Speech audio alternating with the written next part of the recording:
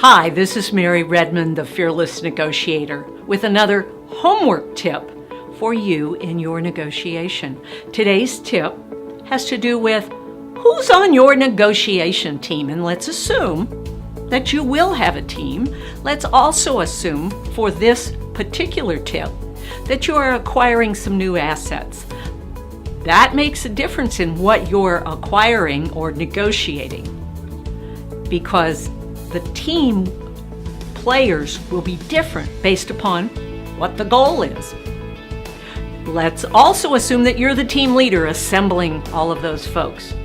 You've got to select a backup, your number 2 person, who will cover if by any chance things get moving too fast and you can't keep up and you really don't want to take a break because your negotiation has good momentum. Break is not in the agenda right now. You need to keep the movement going.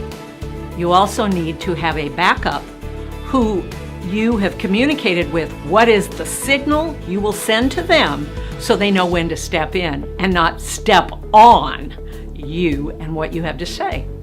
Perhaps you use a stretch, and they know that stretch, when you do that, is their clue. It's time for them to take over. They immediately, seamlessly move forward and begin to pick up where you left off. And this allows you to draw back and put your thoughts back together.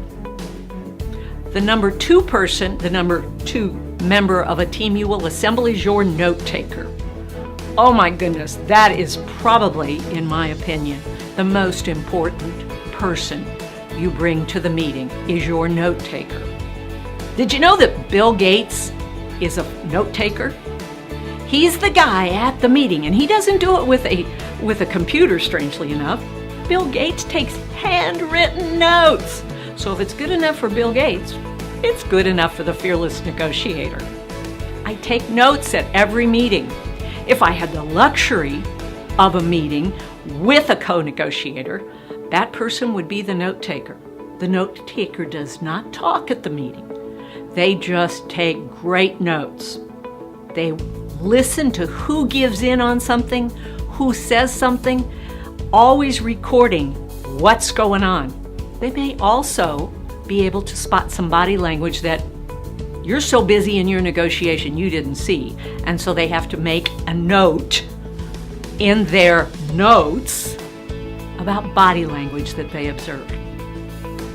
It may be too early to bring in your legal person in your first meeting. That could be intimidating, but you know you've got to have a legal person on your negotiation team. They just may not go to the first meeting.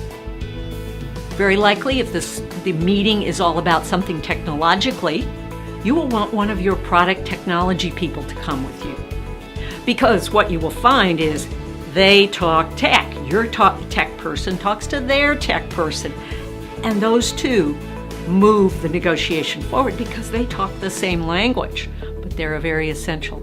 Perhaps you need someone in HR at your meeting for the first one, because this solution might involve people that you have to add to your staff to be able to operate that particular addition that you're bringing into your company. So HR has a stake in this as well. You've assembled quite a team. Oh, don't forget tax and finance. Can't forget those folks. This may or may not be the time for tax and finance, but they certainly have a role on every negotiation team. So there you are. You've assembled quite a team of experts. The key is you're the boss, you're the team lead. You assemble the team.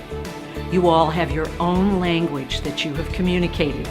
When your backup needs to step in, when the technology, give them a signal when technology's due to talk to technology. You're a fortunate person if you head into a negotiation with a team that you have scripted well. That's it from the Fearless Negotiator. If you don't ask, you don't get.